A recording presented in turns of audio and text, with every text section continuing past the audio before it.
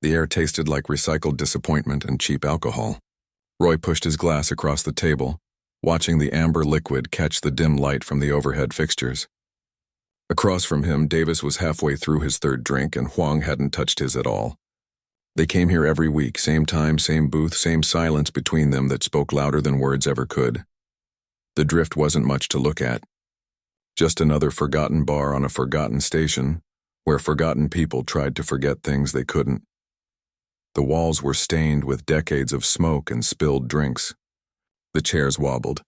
The music was too loud and too old, but it was theirs in a way that nothing else had been for a long time.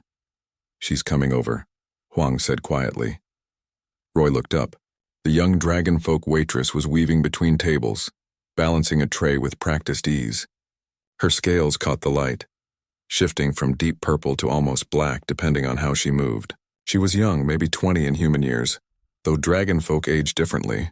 Her name tag said Lyra in 3 different languages. "Evening, gentlemen," she said, setting down fresh glasses. Her voice had that musical quality that dragonfolk voices always had, like wind chimes in a breeze. "Same as usual?" "Yeah, kid," Davis said, offering her a tired smile. "You know us too well." Lyra smiled back. She'd been working here for 6 months now, always polite, always curious about the 3 old humans who sat in the corner and spoke in half-sentences and meaningful glances. She'd asked them once what they did before. Roy had said military, and she'd nodded and never pushed further. "You have a good week?" she asked, wiping down their table even though it was already clean. "Same as any other," Roy said. He meant it kindly. His weeks were all the same now. "Wake up, try not to think about the past. Fail at not thinking about the past. Come here, drink, go home, repeat." Lyra hesitated, like she wanted to say something else. Then she noticed Roy's jacket hanging on the back of his chair. The patch on the shoulder was faded but still visible. EDF Relentless, Earth Defense Force, a ship name that meant something once. "That's a warship name, isn't it?" she asked. "The Relentless?" Roy felt Davis and Huang both go still. They didn't talk about the Relentless, not with outsiders, not even really with each other anymore. "Was," Roy said carefully. "Long time ago. She's scrapped now. Were you really on her?" Lyra's eyes were wide with genuine interest. "During the Procyon War?" "We were," Huang said. His voice was flat, empty of emotion. That was how Huang talked about the war. Like he was reading from a report. Lyra's face lit up. "That's amazing. My father would love to meet you. He collects things from that era. He has a whole hangar full of old ships and equipment." "Lots of people collect war junk," Davis said. He wasn't being cruel, just stating fact. The Procyon War had ended 23 years ago. Long enough that people who weren't there thought it was history instead of memory. "Oh, but Father's collection is special," Lyra said proudly. "He has ships from both sides. Even some Earth ships. He has a big one, like yours. Same class, I think." She pointed at Roy's patch. "It has that same symbol on the side." Roy's hand froze halfway to his glass. "What?" "A ship like the Relentless," Lyra repeated, not noticing the change in atmosphere at the table. "Father says it's one of the most complete ones he's ever found. He got it from a salvage field years ago. It took him months to transport it back here." Davis leaned forward slowly. His face had gone pale. "What kind of ship exactly?" "I don't know all the technical names," Lyra admitted. "But it's big. Really big. Father calls it a dreadnought." The name is still on the side, but some of the letters are missing. "It says Val something." The glass slipped from Roy's hand. It hit the table but didn't break, just rolled across the surface, spilling liquid everywhere. He didn't notice. He was staring at Lyra like she'd just told him the sun had gone dark. "Valiant," he whispered. "EDF Valiant. Yes. That's it." Lyra beamed, pleased that she'd remembered correctly. Then she noticed the way all 3 men were looking at her. The smile faded. "Did I say something wrong?" Huang had his hands flat on the table. His knuckles were white. Davis was gripping the edge of his seat hard enough that Roy could hear the material creak. Roy himself felt like someone had reached into his chest and squeezed his heart. "The Valiant went down at Procyon Ridge," Roy said. His voice sounded distant, like it was coming from somewhere else. "With all hands. 812 crew members. She covered our retreat and took a direct hit to her reactor core. There wasn't anything left to salvage." Lyra's face went from confused to concerned. "But it's in my father's hangar right now. I've seen it hundreds of times. It's definitely there." That's impossible, Davis said, but his voice cracked on the last word. I can show you, Lyra offered quickly, worried now that she'd upset her favorite customers. Father loves showing off his collection. If you want to see it, I'm sure he'd let you visit. Maybe you could tell him stories about the ship. He'd really like that. Roy looked at Davis. Davis looked at Huang. Huang looked back at both of them. None of them said anything, but they didn't need to. They'd served together for 6 years on the Relentless. They knew each other's thoughts better than their own sometimes. The Valiant. Davis's younger brother had been on the Valiant. Engineering crew. His name was on the memorial wall back on Earth, along with 811 others. Davis visited that wall every year on the anniversary. Yeah, Roy said finally, his throat tight. Yeah, kid. We'd like to see that ship. Lyra smiled, relieved. She didn't understand why they looked so shaken. Didn't understand what she'd just done. Wonderful. I can take you tomorrow if you'd like. Father will be so excited to meet real veterans. She walked away to help other customers, leaving 3 old men sitting in stunned silence. It's not possible, Huang said quietly. She's young, Davis said. Maybe she's confused. Maybe it's a different ship. But Roy was already shaking his head. She described it perfectly. Same class, same name, same markings. The Valiant burned, Davis insisted. We saw it. We all saw it. We saw something explode, Roy corrected. We saw fire. But we were already jumping to FTL. We didn't see what happened after. The 3 of them sat there surrounded by the noise of the bar, the music, the laughter, the clinking of glasses. None of it touched them. They were somewhere else now. Somewhere cold and dark where good people had died and the universe had moved on without caring. Tomorrow, Huang said. We go tomorrow, the others nodded. Tomorrow they would see a ghost. Tomorrow they would face something they'd spent 23 years trying to forget. Tomorrow they would find out if the dead could come back to haunt them. Outside the bar, station life continued as normal. Ships came and went. People laughed and fought and loved and lost. The universe turned on its axis, uncaring and eternal. But in that small corner booth, 3 old soldiers felt time fold back on itself. The past wasn't past anymore. It was waiting for them in a hangar somewhere on this station, wearing the name of friends they'd thought were gone forever. The Valiant. Impossible. But Lyra had said it with such certainty, such innocence. She had no reason to lie. Roy picked up his glass with shaking hands and drank. Tomorrow would come whether he was ready or not. It always did.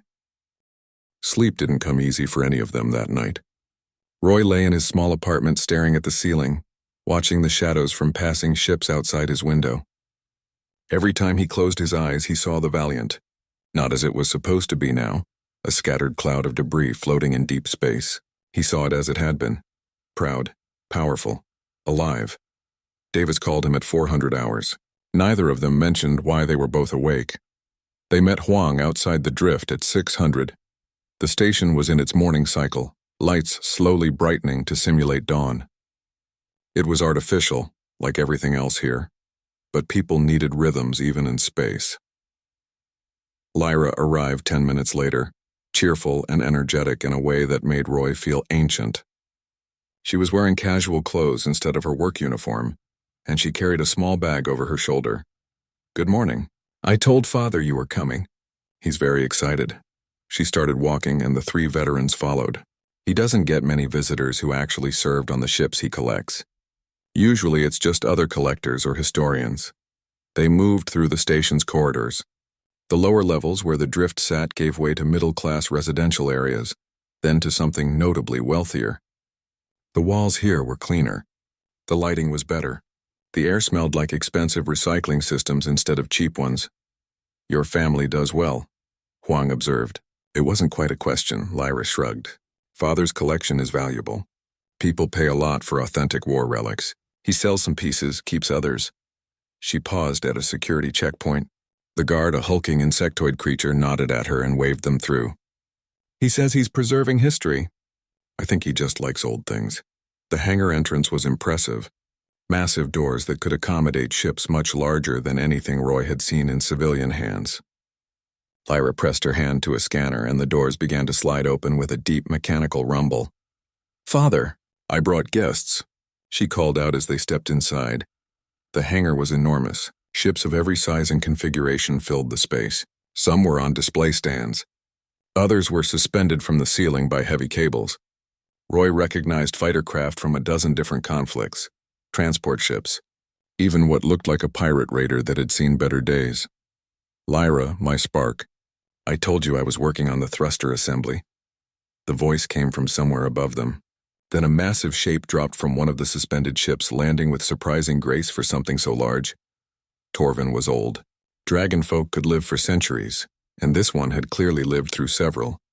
His scales were scarred and faded. One eye was cloudy with age. But he moved with authority, and his good eye was sharp as he looked at the three humans.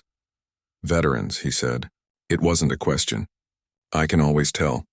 Something in the way you stand. The way you look at things. He wiped grease from his claws onto a rag. My daughter says you served on the Relentless. We did, Roy said.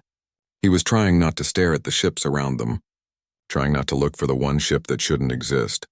Dreadnought class. Good ships, strong. Torvin gestured around his collection. I have 3 Earth fighters over there. A Covenant destroyer in the back. Even a Hive seed ship, though that one cost me a fortune and nearly got me arrested. He smiled, showing teeth. But my prize, the one your young friend asked about, is this way. He led them deeper into the hangar, past ships that represented thousands of deaths, hundreds of battles. The collected debris of a war that had consumed a quarter of known space. Then they saw it. The Valiant sat in the back corner of the hangar, too large to fit anywhere else. She was massive, easily 200 meters from bow to stern. Her hull was scorched and pitted with battle damage.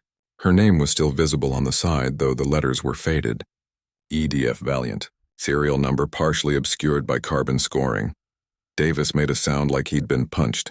Huang stopped walking entirely. Roy felt his legs go weak. Beautiful, isn't she? Torvin said proudly. Found her in a salvage field near Procyon 9.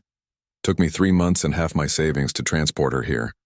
The exterior was easy to stabilize, but the interior security systems are beyond my skills. Never managed to get inside. She went down at Procyon Ridge, Roy heard himself say. There was an explosion. The reactor went critical. We saw it. Torvin tilted his head, studying Roy. You were there? At the battle? Our ship was the Relentless. The Valiant was our sister ship. She stayed behind to cover the retreat.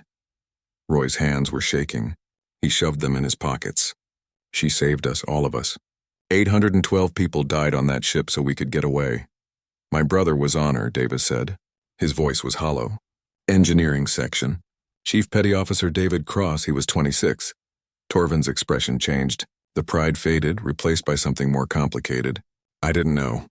The salvage rights were all legal. The field was registered as debris.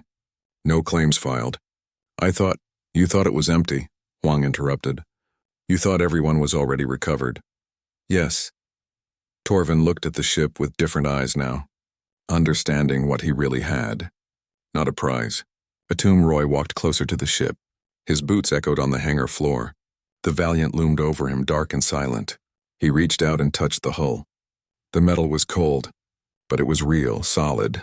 Not a ghost after all. The explosion we saw, he said slowly, thinking it through. If the reactor went critical, there shouldn't be anything left. Nothing this intact. The reactor core is still there, Torvin said. Damaged, but not detonated. I checked when I first acquired her. Wanted to make sure she wasn't a radiation hazard. Davis joined Roy at the hull. He pressed his palm against the metal. Then what exploded? What did we see? And how did she end up in a salvage field near Procyon 9? Huang added. The battle was at Procyon Ridge, that's 3 systems away. Lyra looked between them, confused. I don't understand. Why does the location matter? Because ships don't move themselves, Roy said. He turned to Torvin. You said you couldn't get inside. Do you still have the salvage documentation? The exact coordinates where you found her? Torvin nodded slowly. In my office, why? Because something's wrong. Roy looked up at the Valiant, really looked at her. The damage patterns. The way the scoring on the hull ran. Ships that die in battle drift. They don't travel between systems. And that damage, it's not consistent with a reactor explosion. Davis was walking around the ship now, examining her from different angles. He'd been a damage control specialist on the Relentless. He knew what different types of weapons did to ship hulls. These burns are from plasma weapons. short range, but there's no corresponding damage from the battle. No railgun impacts, no missile craters, just the plasma burns. And they're concentrated near the airlocks, Huang observed. He was at the far side of the ship now, like someone was trying to get in, or keep something in. The four of them stood there in the hangar, looking at a ship that shouldn't exist, that had damage that didn't make sense, that had somehow traveled 3 systems from where she died. Torvin broke the silence. I have override codes from the salvage company. Emergency access for situations like reactor instability. They might work. Roy met Davis's eyes, then Huang's. He saw the same thing in both faces. Fear, determination, the need to know. Open her up, Roy said. Lyra stepped forward. Wait, if something bad happened on that ship, if there are bodies inside, are you sure you want to see that? My brother is in there, Davis said quietly. I need to know what happened to him. I need to know why the official story doesn't match what we're seeing. Torvin moved to a control panel near the ship. His claws moved across the keys, entering codes. There was a long moment where nothing happened. Then, with a hiss of equalizing pressure, the main airlock began to open. Stale air rushed out, air that had been sealed inside for 23 years. It smelled like metal and decay and something else. Something wrong. The door finished opening. Darkness waited inside, but it wasn't empty darkness. Roy could see shapes in there, scattered objects.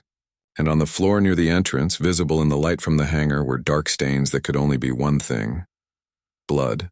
Dried and old. But definitely blood. That's not battle damage, Huang said. His voice was tight, controlled. That's execution. Roy pulled out his communicator and turned on its light. The beam cut into the darkness, revealing more. Blast marks on the interior walls. Spent shell casings on the floor. Signs of close quarters fighting. Whatever had happened to the Valiant, it hadn't happened during the battle.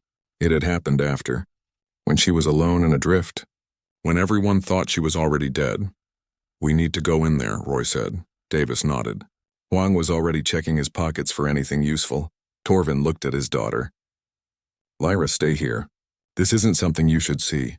For once, Lyra didn't argue. She just nodded, her scales pale with growing understanding of what they'd found. The 3 veterans stepped into the darkness together. Behind them, the light from the hangar seemed very far away. Ahead, the Valiant waited to tell them her secrets. And Roy had a feeling they were secrets that someone had gone to great lengths to keep buried. The emergency lights still worked. They flickered on as the veterans moved deeper into the ship, casting everything in red. Red walls, red floors, red shadows. The Valiant remembered enough to know something was wrong, even after 23 years. Roy led the way. He'd spent 6 years learning the layout of the Relentless, and Dreadnought-class ships were all built the same. Every corridor in the same place, every door leading where it should. It was like walking through a mirror of his own past, except this mirror was broken, and it was full of ghosts. The first body was in the main corridor, slumped against a wall. The uniform was still recognizable, though time and vacuum had done their work. Junior officer. Navigation specialty, based on the rank insignia. There was a single bullet hole in the center of the chest. Clean. Professional. Execution style. Davis knelt next to the body. His jaw was tight. This wasn't combat. This was murder. They moved on. The ship told its story in blood and bullet holes. Crew members who'd been shot where they stood. Others who'd tried to run and didn't make it. The deeper they went, the worse it got. Huang found the armory. The door was open, bent outward like someone had blown the lock. Inside, most of the weapons were gone. But there were more bodies here. Marines, based on their uniforms. They'd tried to make a stand. It hadn't been enough. Whoever did this knew the ship layout, Huang said. He was examining the blast pattern on the door. They knew exactly where to hit to breach it fast, and they had military-grade explosives. Roy's communicator light swept across the walls. There were scorch marks everywhere. Signs of plasma weapons fired at close range. He stopped when the light caught something else. Writing. Someone had used their own blood to write on the wall before they died. Betrayed. They were ours. Look at this, Roy called out. Davis and Huang joined him. The 3 of them stood in silence, reading the same 2 sentences over and over. They were ours, Davis repeated. Meaning what? Coalition forces, allies. That's what it sounds like, Roy said. His stomach felt like lead. Someone on our side did this. They continued through the ship. The medical bay was full of bodies. Crew members who'd been wounded in the battle, too injured to fight back. They'd been killed in their beds. Roy had to step outside for a moment, forcing down the rage that threatened to choke him. The bridge was sealed. The heavy blast doors were still locked, which meant whoever had been inside had tried to protect it. It took Huang 20 minutes with Torvin's override codes to get them open.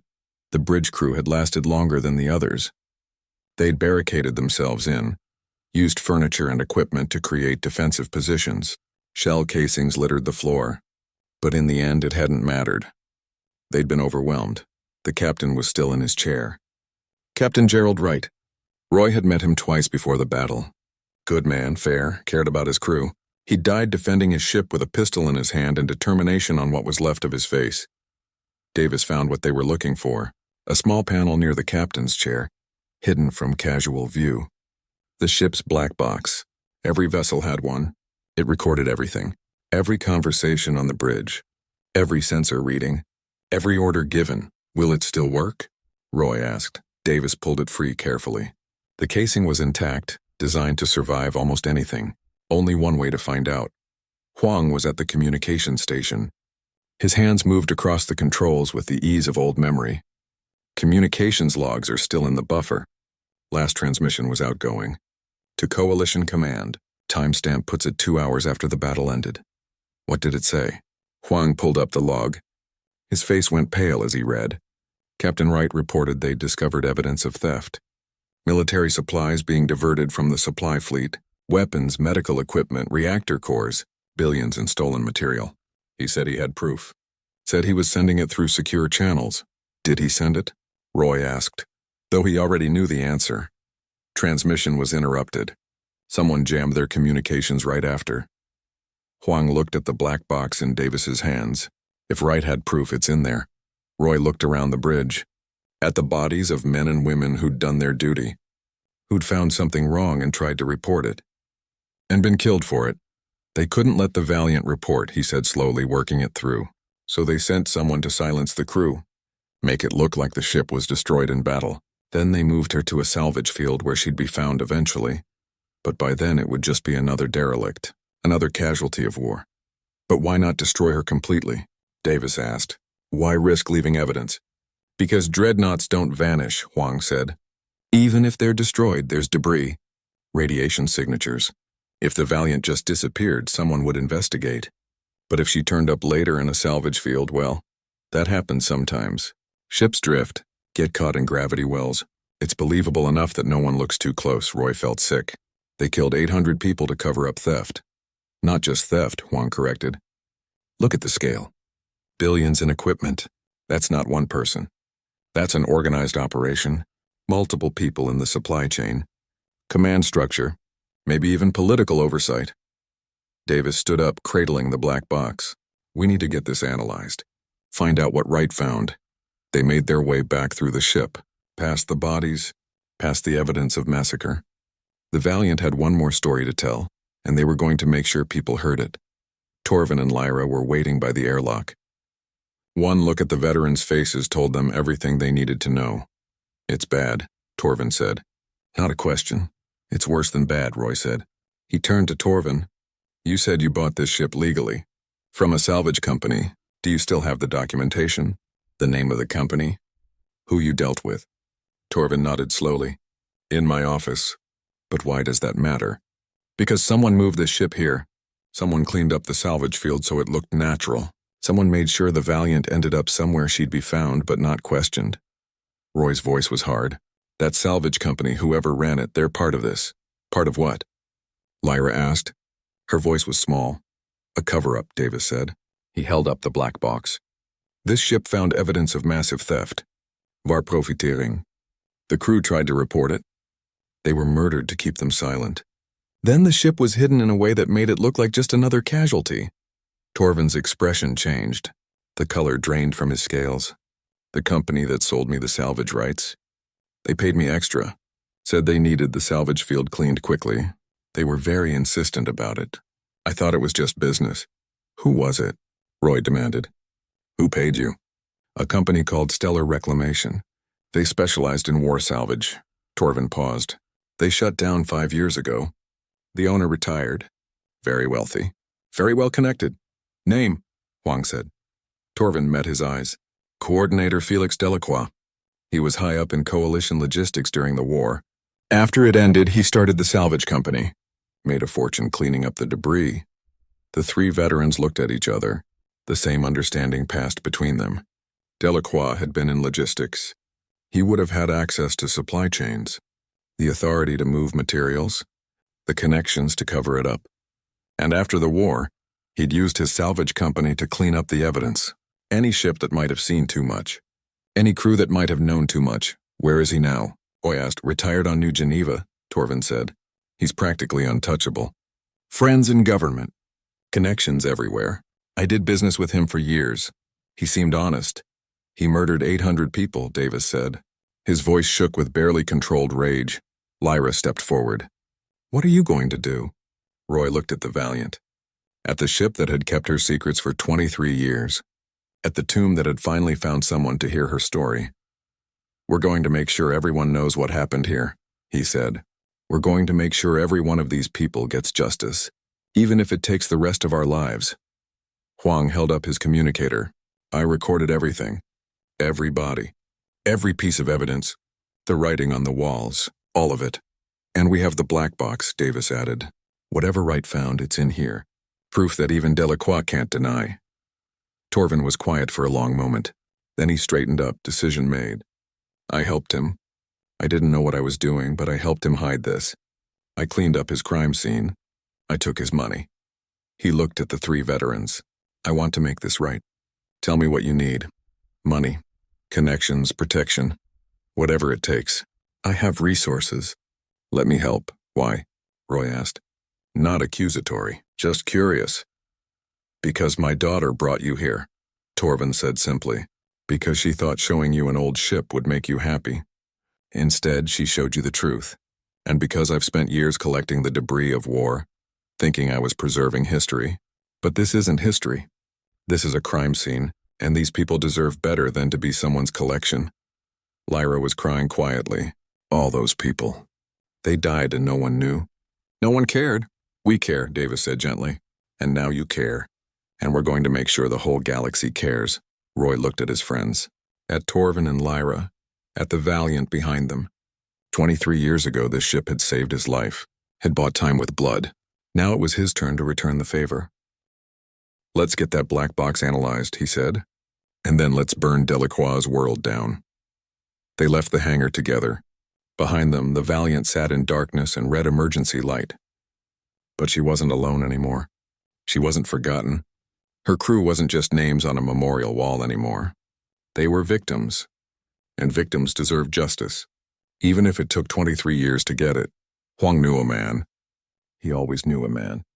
23 years out of the military. And he still had contacts in places that mattered. This particular contact worked in data recovery. The kind that dealt with military grade. Encryption and didn't ask too many questions about where the hardware came from. They met in a small shop 3 levels down from the drift. The sign outside said it repaired household electronics. Inside, past the front counter and through a hidden door, was a laboratory that could crack open the secrets of almost any system in known space. The man's name was Peter. He was old, older than the veterans, with hands that shook slightly until they touched a keyboard. Then they became steady as stone. Military black box, Peter said, examining the device Davis had placed on his workbench. Dreadnought class. War-era encryption. Where did you find this? Does it matter? Roy asked. Peter looked at him for a long moment. Then he smiled, showing gaps where teeth used to be. No, I suppose it doesn't. He connected cables to the black box. Screens lit up around him, showing scrolling code. This will take time. The encryption is multi-layered, designed to prevent tampering. How much time? Davis asked. 2 days, maybe 3. Peter's fingers were already moving across keys. Come back then. I'll have everything extracted and cleaned up. Audio logs, sensor data, everything that box saw and heard. They left him to his work. Outside, the station was moving through its evening cycle. Lights dimming. Crowds thinning. Roy felt exhausted, but he knew sleep wouldn't come easy. Not with what they'd seen. Torvin had given them access to his private files. Everything related to the purchase of the Valiant. Every communication with Stellar Reclamation. Every document with Delacroix's signature or seal. The old dragon had been thorough, and now that thoroughness might be the thing that brought down a man who thought he was safe. They worked in shifts over the next 2 days. Roy took the financial records. Davis handled the communications logs. Huang mapped out the timeline connecting events and movements. Slowly, piece by piece, the full picture emerged. It had started small. Medical supplies diverted from the fleet. Not enough to notice. Just a few percentage points that could be explained as combat losses. Then weapons, ammunition, ship components. The operation had grown over months, stealing from the military while a war was being fought. Delacroix had been perfect for it. He'd controlled logistics for an entire sector. He decided what went where, what was surplus, what was damaged beyond repair. He'd made millions selling equipment that was supposed to be destroyed. Equipment that soldiers needed, that people died for the lack of. The Valiant had discovered it by accident. A routine supply check during the battle. Inventory numbers that didn't match what they'd received. A junior officer had noticed and reported up the chain.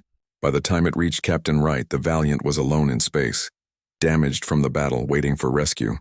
Wright had put it together, had accessed the supply network and seen the pattern, had documentation, proof.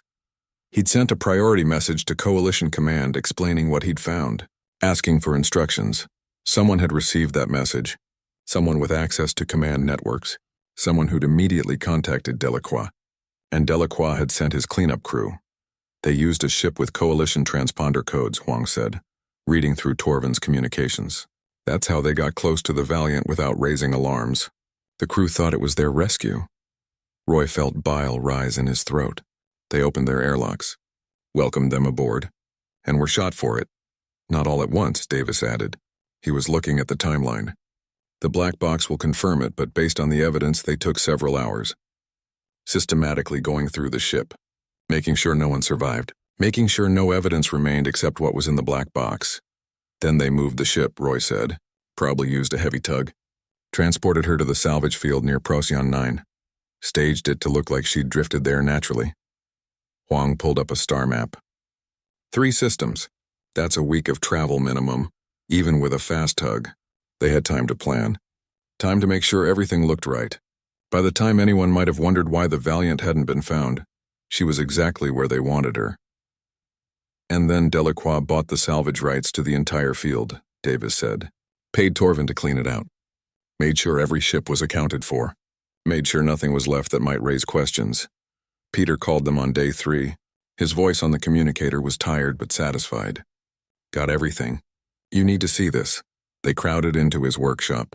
The screens showed audio waveforms, sensor logs, communication transcripts. Peter had organized it all, compiled it into a timeline that was easy to follow. I'll let it speak for itself, he said, and pressed play. Captain Wright's voice filled the room. Calm, professional, reporting what he'd found to Coalition Command. Requesting investigation, asking what to do with the evidence he'd compiled. Then hours later, another voice. The communications officer. Captain, we have an incoming ship. Coalition codes. They're hailing us. Say they're here to assist with repairs. Excellent. Grant them docking permission. Sound of airlocks connecting. Footsteps on metal. Then weapons fire, screaming. Wright's voice no longer calm, shouting orders. Return fire. Defend the bridge.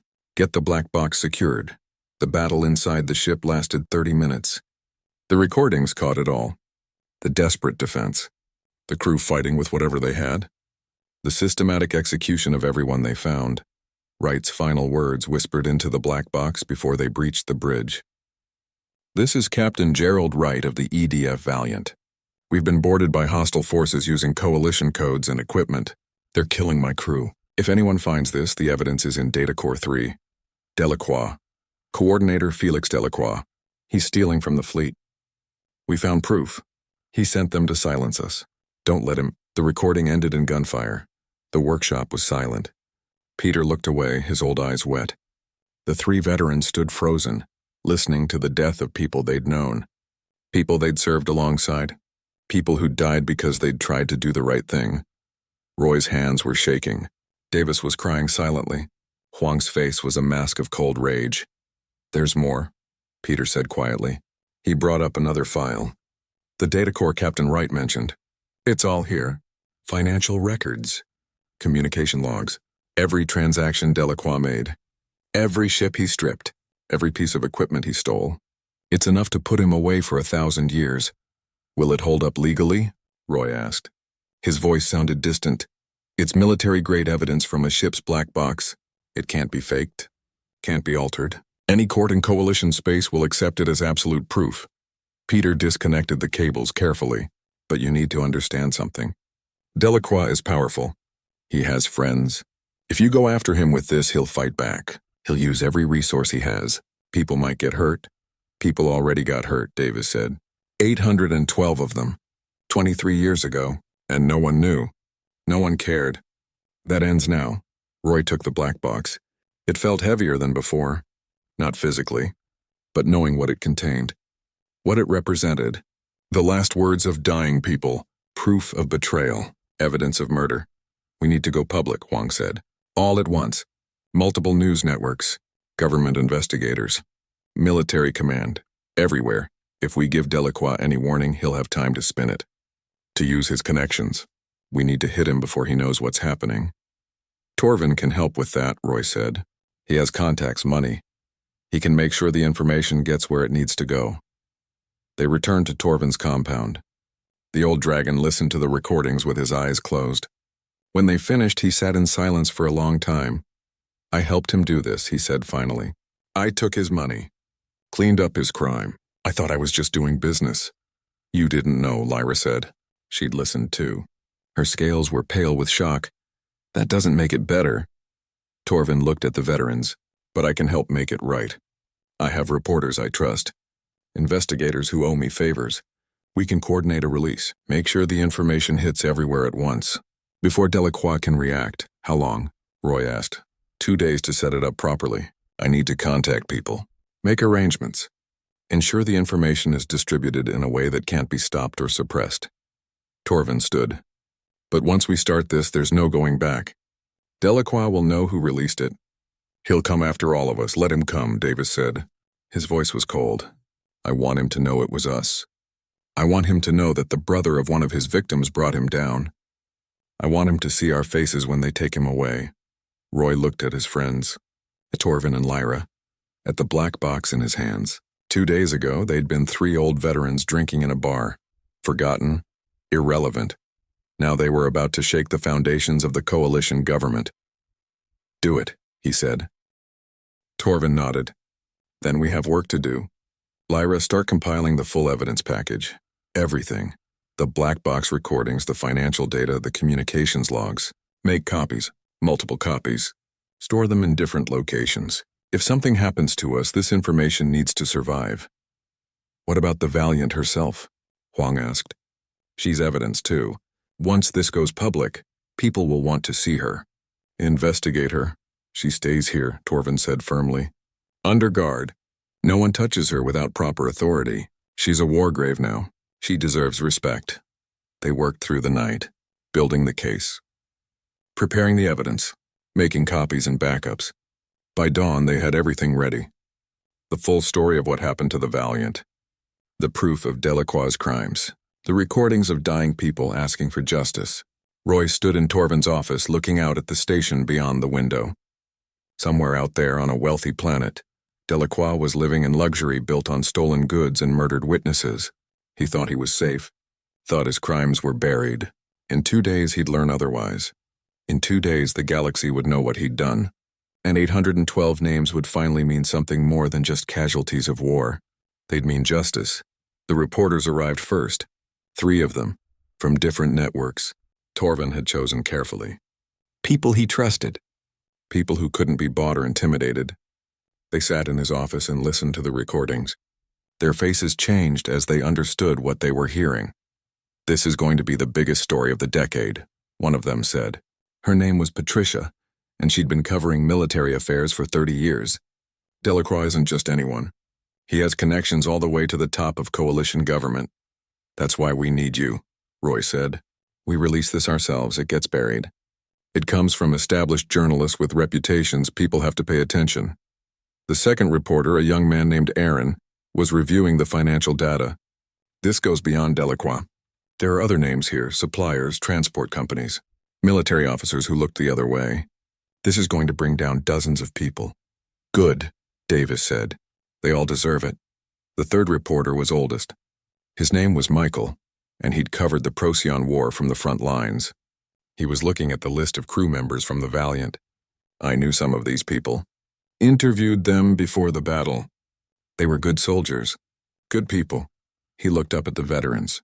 You're sure about this? Once we run this story, your lives change. People will know your names. You'll be targets. We're already targets, Huang said. We just didn't know it until now. Everyone who served on ships near the supply lines, everyone who might have noticed something wrong, we were all at risk.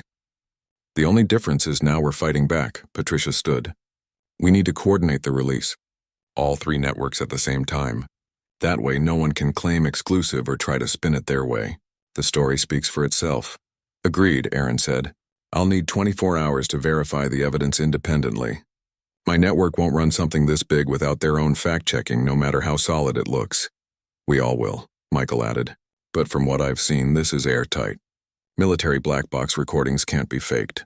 The financial trail is documented. The physical evidence is sitting in a hangar 3 levels down. This is real. They left to begin their work. Torvin watched them go, then turned to the veterans. What we're doing now, there's no taking it back. Are you certain this is what you want? Roy thought about Captain Wright, whispering his final words into a black box. About Davis's brother murdered in engineering. About 812 people who died because they tried to do the right thing. I'm certain, he said. The next 24 hours were the longest of Roy's life. They stayed in Torvin's compound, not wanting to be seen. Not wanting to give Delacroix any warning that something was coming. Lyra brought them food and tried to keep their spirits up. But the waiting was hard. Huang spent the time making copies of everything, storing data in locations across the station and beyond. If something happens to us, this information needs to survive, he said. Too many people died to keep it secret. Davis was quiet. He kept looking at his brother's name on the crew manifest. Roy found him once in the middle of the night, just staring at it. He was supposed to retire after the war, Davis said. He had plans. Going to buy a ship. Do transport runs in peaceful sectors. Maybe meet someone. Start a family. He looked at Roy. He never got the chance because someone wanted to get rich. He's going to get justice, Roy promised. All of them are. On the second day, Patricia called. We're ready. All 3 networks are running the story at 1800 hours station time. That's 2 hours from now. After that, everyone will know. Roy, Davis, and Huang gathered in Torvin's office. Lyra joined them. Torvin stood by the window looking out at the station. At 1800, he turned on the screens. All 3 networks had the story as their lead. The faces of the reporters they'd met appeared on screen. Behind them were images of the Valiant, of the black box, of the evidence that couldn't be denied. Tonight we bring you exclusive evidence of what may be the largest military corruption scandal in coalition history, Patricia began. Her voice was steady, professional. 23 years ago, the EDF Valiant was declared lost in the Battle of Procyon Ridge. 812 crew members were listed as killed in action, but we've learned that's not what happened. The Valiant survived the battle. Her crew didn't die as heroes. They were murdered to cover up massive theft from the military supply chain. The other networks had similar openings. All of them played excerpts from the black box. Captain Wright's voice. His final words. The sound of his crew dying. It was impossible to listen to without feeling it. Then came the financial evidence. The shipping manifests. The communications logs. Everything laid out in simple terms that anyone could understand. Delacroix's name. His company. His connection to the murders. The screens showed footage of the Valiant herself. Torvin had allowed cameras inside. They showed the bodies, the blood, the evidence of execution. It was hard to watch, but it needed to be seen. Roy found himself crying. Not from sadness, from relief. Finally, after 23 years, the truth was out. Finally, those 812 people were more than just names on a wall. They were victims, and everyone knew it. The story ran for 2 hours. Interview with the veterans, Statement from Torvin admitting his unknowing role. Expert analysis of the evidence. All of it damning. All of it undeniable. Then the responses started coming in. The coalition government issued a statement within an hour. They were opening an immediate investigation. Military police were being dispatched to New Geneva to detain Delacroix for questioning. Other names from the evidence were being located and arrested. Human Earth government released their own statement. They demanded full accountability, called for a transparent investigation, promised justice for the crew of the Valiant. Social networks exploded. The story was everywhere. People were outraged, angry, demanding answers. The name Felix Delacroix went from respected to reviled in a matter of hours. And then Delacroix himself made a mistake. He tried to issue a denial. Called the evidence fabricated. Claimed he was being framed by political enemies. It was exactly the wrong thing to do. It made him look guilty. Desperate. By midnight, military police had arrived at his estate on New Geneva. The news networks had cameras there. Everyone watched as Delacroix was led out in restraints, still proclaiming his innocence. Still claiming it was all lies. But nobody believed him. The evidence was too strong. The recordings too clear. The financial trail too well documented. They got him, Huang said quietly. They were still in Torvin's office watching the screens. Actually got him. It's not over yet, Roy cautioned. He'll get lawyers. He'll fight. This could take years. But he's not free anymore, Davis said. He's not safe. He's going to face justice. That's more than those 812 people got. Over the next few days, more arrests came. Supply officers who'd helped with the theft, transport captains who'd moved stolen goods, corporate executives who'd bought equipment they knew was stolen. The investigation spread wider than anyone had expected. Some of those arrested tried to make deals. They gave up names, provided evidence of other crimes. The whole rotten structure that Delacroix had built began to collapse. The veterans became famous overnight. Their faces were everywhere. People wanted to interview them, hear their story, understand how 3 old soldiers had brought down such a massive conspiracy. Roy hated it.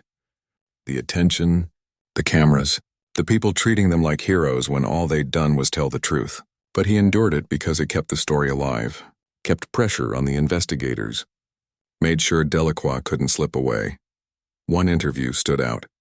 A reporter asked Roy why he'd done it. Why risk everything to expose something that happened decades ago? Because they were my people, Roy said simply. The crew of the Valiant. They served with honor. They tried to do the right thing. And they were killed for it. Someone needed to speak for them. Someone needed to make sure they weren't forgotten. Do you think you'll get justice for them? Roy thought about Captain Wright, about Davis's brother, about 812 names that now meant something. We already have, he said. Justice isn't just about punishment. It's about truth, about making sure people know what happened, about honoring those who died. He looked directly at the camera. The crew of the Valiant has been heard. Their story is known. That's justice. The interview went viral. It was shared millions of times.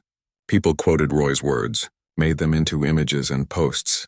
The crew of the Valiant became a symbol, not just of the victims of corruption, but of the importance of speaking truth, of standing up even when it's hard, of remembering. Davis finally got to hold a proper memorial for his brother. Not just a name on a wall, but a real service with full military honors attended by hundreds of people who wanted to pay their respects. The other crew members received similar honors. Families who'd mourned for 23 years finally had closure. The Valiant herself became a memorial. Torvin donated her to Earth's military museum.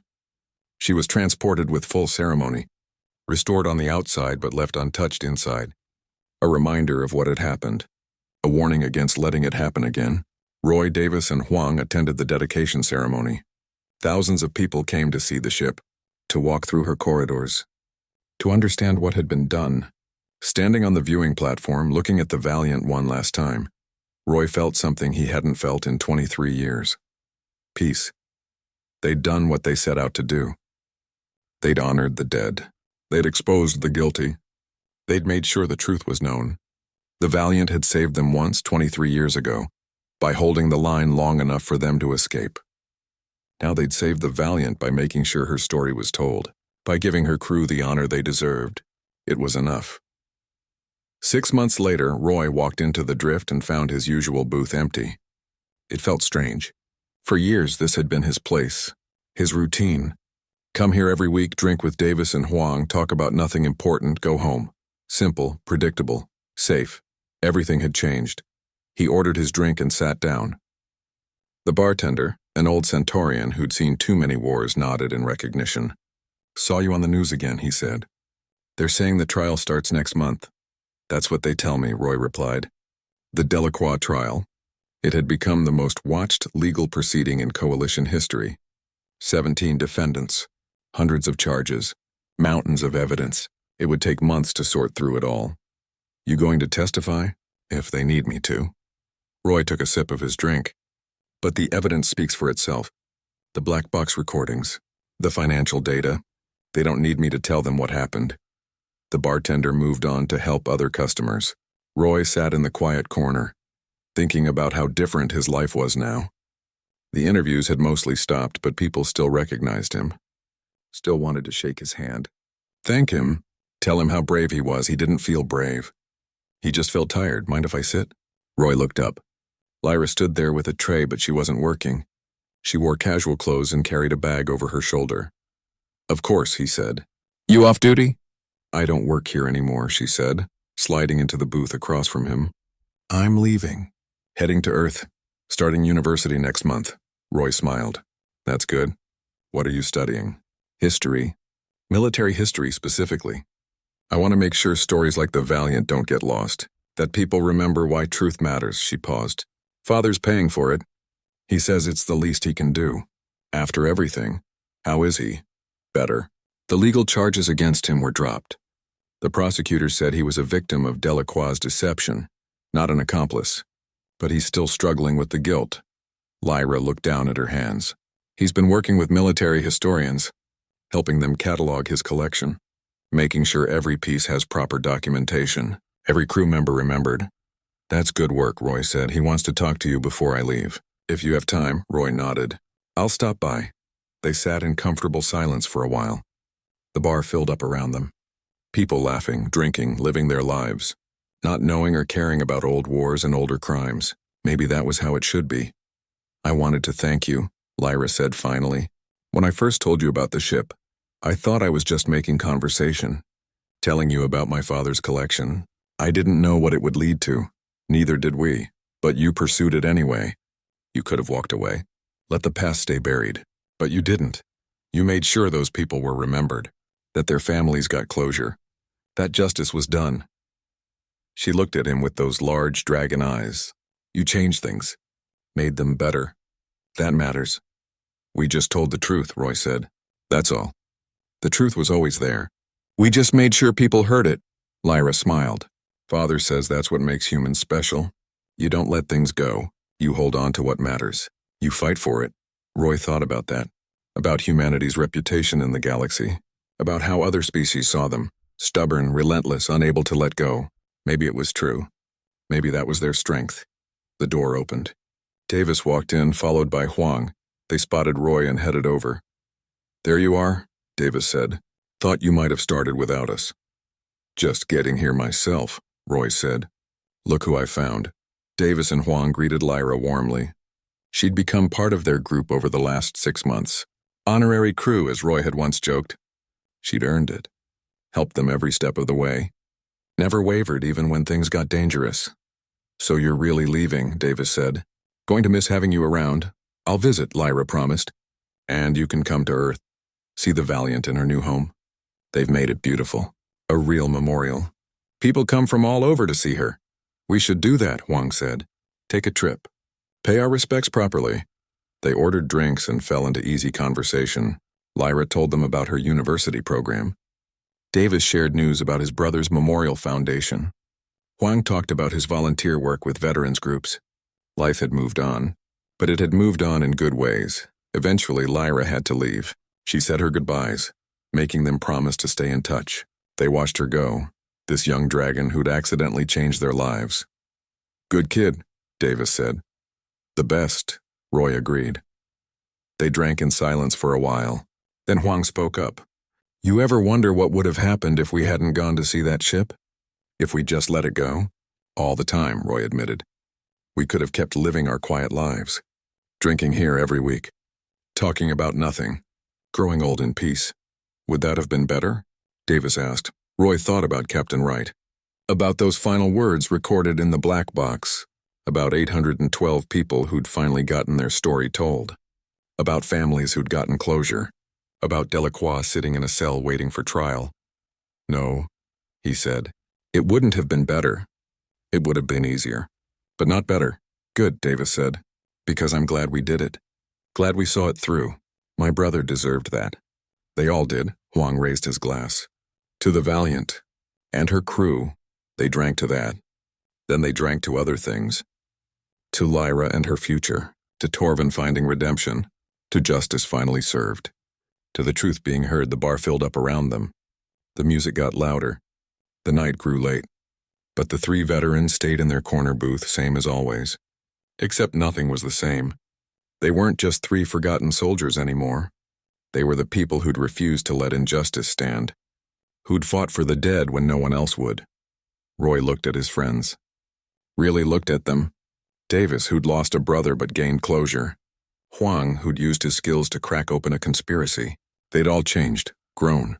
Found purpose again after years of just existing. You know what's funny? Roy said. We spent 23 years trying to forget the war.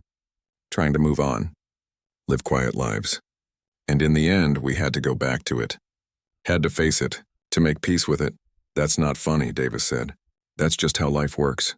Can't move forward if you're dragging ghosts behind you. We freed the ghosts, Huang said quietly. Gave them peace. Let them rest, Roy nodded. That was exactly what they'd done. The crew of the Valiant weren't ghosts anymore. They were people, remembered, honored, at peace. The bar began to close. The bartender started cleaning up. The three veterans finished their drinks and stood. They paid their tab and headed for the door. Outside, the station was quiet. The lights were dim for the night cycle. A few people moved through the corridors, but most were already home or headed there. Same time next week? Davis asked. Same time, Roy confirmed. Always, they went their separate ways. Roy walked back to his apartment through familiar corridors. But he saw them differently now. The station wasn't just a place to hide from the past anymore. It was a place where he'd found purpose, where he'd made a difference. His apartment was small and simple. One room, basic furniture, nothing special. But it felt more like home now than it had in years. He poured himself a small drink and sat by the window, looking out at the stars. Somewhere out there was the Valiant. In a museum on Earth, being visited by thousands of people, her story being told. Her crew remembered. That was worth everything they'd been through. All the stress, all the danger, all the attention. Roy thought about tomorrow, about the trial coming up, about the testimony he might have to give, about facing Delacroix in person and telling him what he'd done, what he'd taken, who he'd killed. He wasn't afraid, wasn't nervous. He'd faced worse things in the war. And he had something Delacroix didn't. He had the truth. He had 812 people standing behind him. He had justice on his side. The drink was good. Not great, but good enough. Roy raised it toward the stars. Toward wherever the Valiant was now. Toward the memory of people who died trying to do the right thing. We kept our promise, he said softly. You weren't forgotten. You weren't just casualties. You were people. And everyone knows it now. Everyone remembers the stars didn't answer, but they didn't need to. Roy knew in his heart that somewhere, somehow, the crew of the Valiant knew what had been done for them. Knew that 3 old veterans and a young dragon waitress had refused to let them be forgotten. It was enough. More than enough. It was justice. It was honor. It was the truth finally being heard after 23 years of silence. Roy finished his drink and went to bed. He didn't have nightmares that night. Didn't dream of battles or explosions or friends dying in the dark. He slept peacefully, the kind of peace that comes from knowing you did the right thing, that you stood up when it mattered, that you made a difference. In the morning, he'd wake up and continue his life. Maybe do another interview. Maybe prepare for the trial. Maybe just live quietly for a while. Whatever came next, he'd face it, because he'd learned something important over the last 6 months. The past didn't have to haunt you. You could face it. Deal with it. Make peace with it. and then move forward stronger than before. The Valiant had saved his life 23 years ago, and now he'd saved hers, her legacy, her crew's memory. It was a fair trade. A good trade. Outside his window, the station continued its eternal rotation. Ships came and went. People lived their lives. The universe turned on its axis, uncaring and eternal. But in one small apartment, one old veteran slept peacefully, knowing that justice had been done, and in a museum on Earth, a warship named Valiant stood as a memorial. Not to war, not to death, but to truth, to courage, to the importance of remembering, to the people who'd tried to do the right thing and paid for it with their lives. Their story was told now.